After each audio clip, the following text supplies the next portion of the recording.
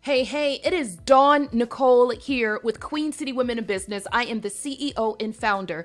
And today we are talking about the steps it takes to expand and grow your business in a new market. Now, today we are specifically talking about if you already have a proven model, a proven business that is existing, and your goal is to replicate, duplicate that in a new state, territory, and listen, possibly even internationally, okay? So if you don't know what I do, we run a community of women in business diverse suppliers who need to connect further and faster with supplier diversity programs and partners.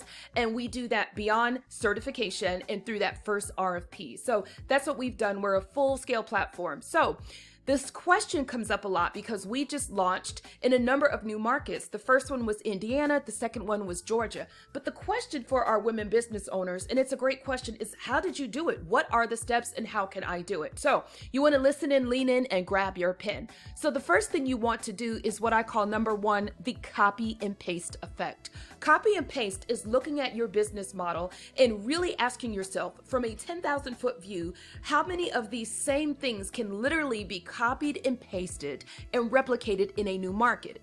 Now, copy and pastable partners. If you have a banking partner or an insurance partner or a free resource partner like maybe SCORE, right? Or some sort of accelerator program, how many of those same entities are actually similarly modeled in a different market? Now, it is ideal if your current partner already has a similar sister company or brother company, right? Same company in this market. So ideally, when you're looking at the copy and paste effect, you're literally saying, how can I not change a thing and find the same players in a different market?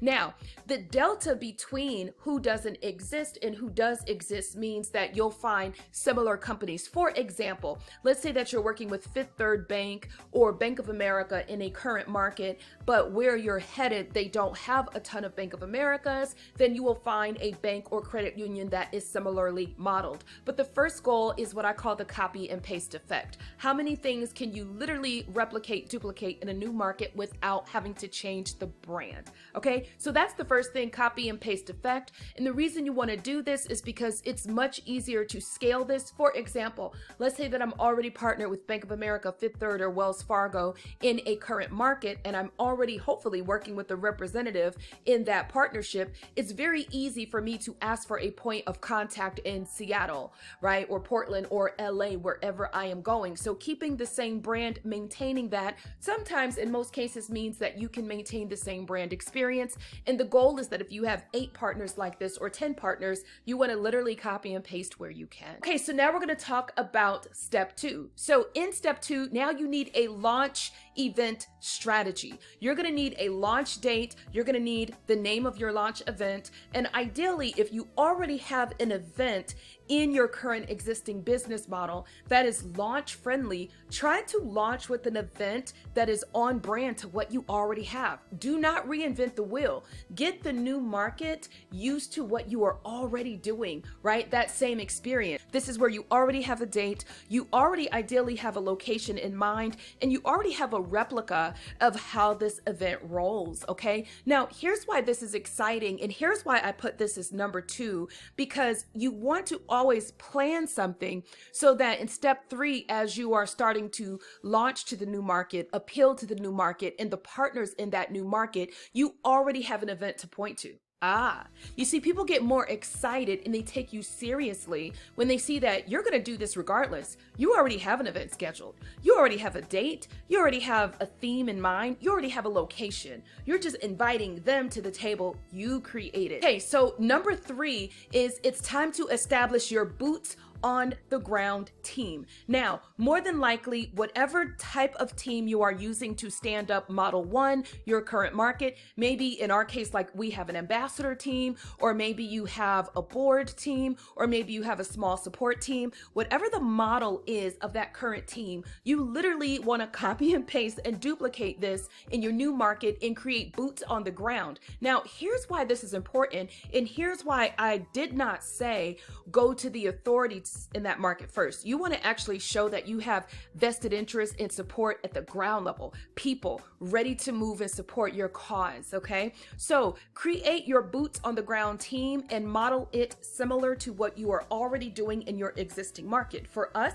we have an ambassador team. We already know what that structure looks like. We already have ambassadors. We know how to train them. We already have a model where we meet, on a monthly basis, if not beyond. And so it's very easy to duplicate that model. The goal is to create that same model in the new market. Why? Because you want them to be your eyes and ears in a new market. And the goal is if you can't sell them, you can't sell anyone of authority in that market. Okay, so now it is time for step 4. Step 4 is all about making introductions and building alliances. And now, the reason this is important is, remember, now that you have the boots on the ground team, it's time for you to understand who the key players are in that market, because you cannot go into a market where you are cold, where you are unknown. So you almost have to use grace and courtesy, and you have to be respectful in a new market. You do if you want the response you're looking for. Sure, you could come and kick down doors, but you're not going to get a warm reception. There's an easier way to do it. So in our case, remember, we help diverse women-owned business suppliers to connect with supplier diversity programs. Now, diverse does not just mean black or white. It means diverse in every capacity, persons with disability, right? It means LGBT, it means veteran, it means black, Hispanic, Asian, right? People of those backgrounds, but it also means diversity in products and diversity in customer base. So we have a wide range of the inclusivity that we're looking for when we think about diversity. So what we need to do first and foremost is at a city level and state level, understand who are the local municipalities who also care about the same mission, okay? Who has maybe an MWBE program or supplier diversity program that we can help amplify. So the first thing is to identify who are the key players who are similarly modeled to your mission that you need to go speak to and check in with before you get there. Now, this is where your boots on the ground can point you to the right people. So in our case, it was state level folks, it was city level folks, it was regional folks, and this is at all levels. This may be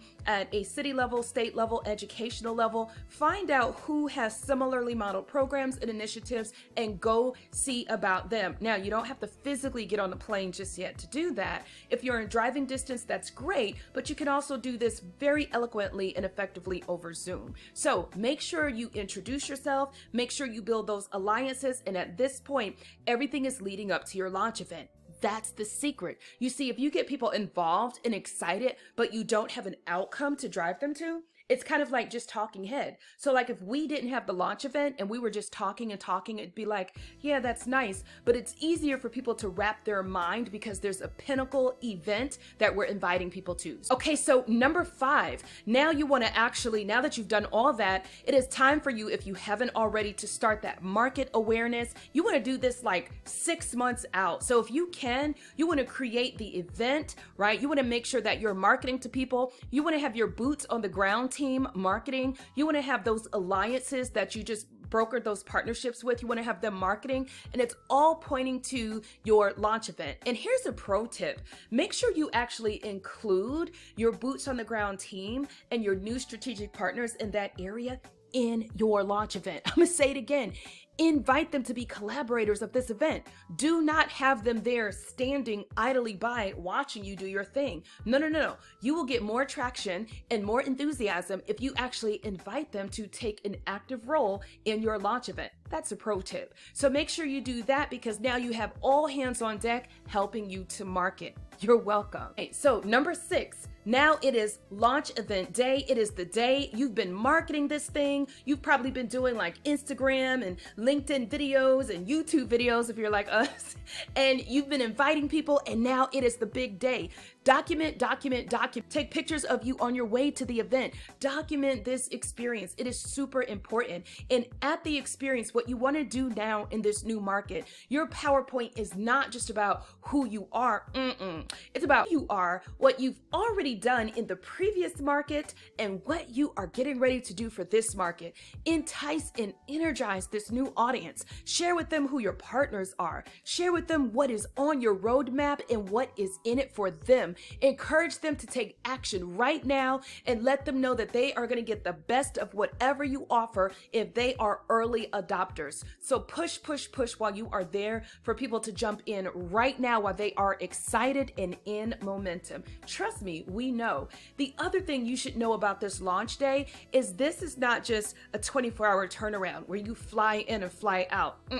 If you know, like I know, you want to maybe stay for the whole week if you can, or at least close to it, because you want to not only have this launch event, but then you want to have a celebratory event in the evening, and then you want to actually visit as many partner events might be going on. So visiting other networking events, it shows good faith, it shows good collaboration. So again, it would behoove you to understand what is happening that entire week and how can you and your team maximize the week. And speaking of team, actually fly people out. Have people who are already in your current market there as social proof of concept, to really share in the excitement and to increase and energize this market. Okay, so number 7, you had the event. It was really exciting, really well attended. Now you want to proactively have scheduled a post follow-up event. Again, this is a pro tip. So you just had your launch event. Proactively ahead of time, invite everyone from the launch event to go to a Q&A within a few days from the launch event. This is a pro tip, and this is something we did not do, but in hindsight, we should have done.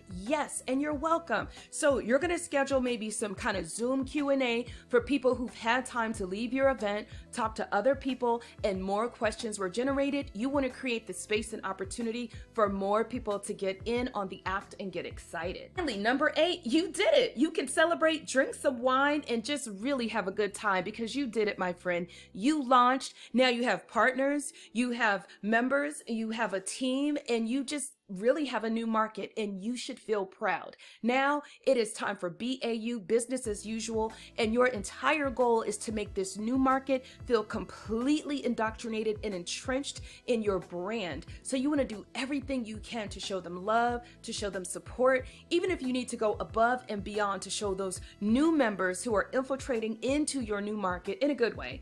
Infiltrating is probably not the right word there, but you want to show these members love who you are incorporating into your new market. You want to show them as much warmth and love as possible. And now you're just going to talk about what you just went through. You're going to talk about being grateful for this new market. And now you're going to have people, believe it or not, who are going to be interested in inviting you to their market next. So I hope that these 8 steps were helpful. I hope that this inspired you. Of course, it's a lot deeper than just this, but if you're interested, we're going to be doing some workshops here at QCWIB.com on how to do this masterfully. So until next time, take care and stay on the grow. Dawn Nicole signing off. Bye.